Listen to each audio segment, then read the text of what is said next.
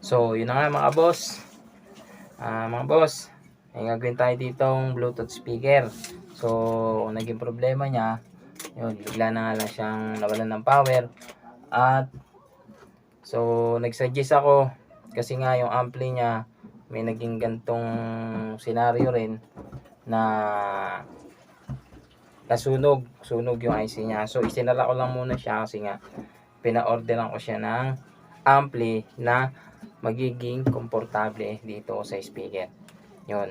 Bali, ang speaker po nung una, ganito rin ang ampli niya. So, mga nasa 5 inches. So, itong speaker na gagawin ko ngayon, ang sukat niya ay nasa 6.5 inches.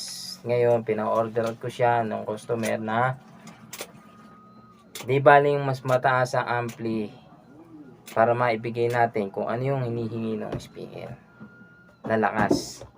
Kaya yun, bali, okay, antayin na lang natin yung order, tapos then set natin to. Okay, papakita ko nga pala yung yan, ayun yung pinaka-ampli niya. So, nagpa-order ako sa kanya ng mas malaki pa dito ng konti, mas malaki dito ng wattage. Hindi naman, ang ampli naman na pina-order ko sa kanya, hindi kataasan, hindi kababaan.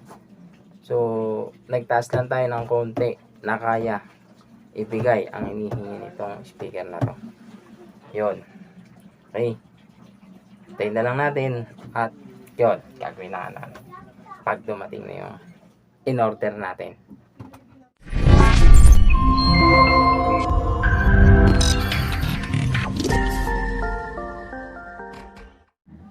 So, ayun mga boss, dumating na yung order natin.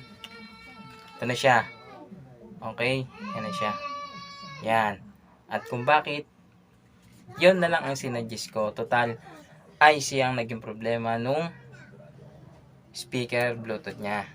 So, kaysa bumili tayo ng parts na yun, mas maigi na para the rest na, kasi ang tendency nun, i-repair natin siya, tapos papalitan lang ng ganitong pyesa.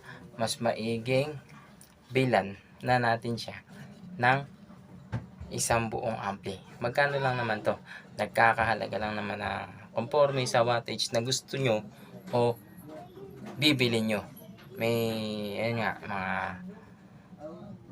maabot ng 200 plus, 300 plus, 400 plus, conforme din sa specs na bibili nyo. Yan. So, mas maigi na yung isang set. Okay? Doon sa ito yung ampli. Ito yung mga kasama niya. May mga pasunod na siyang ganyan. Bali, in-orderan natin siya. Okay? Next, kakabit na natin. Para may kabit natin, proceed na tayo.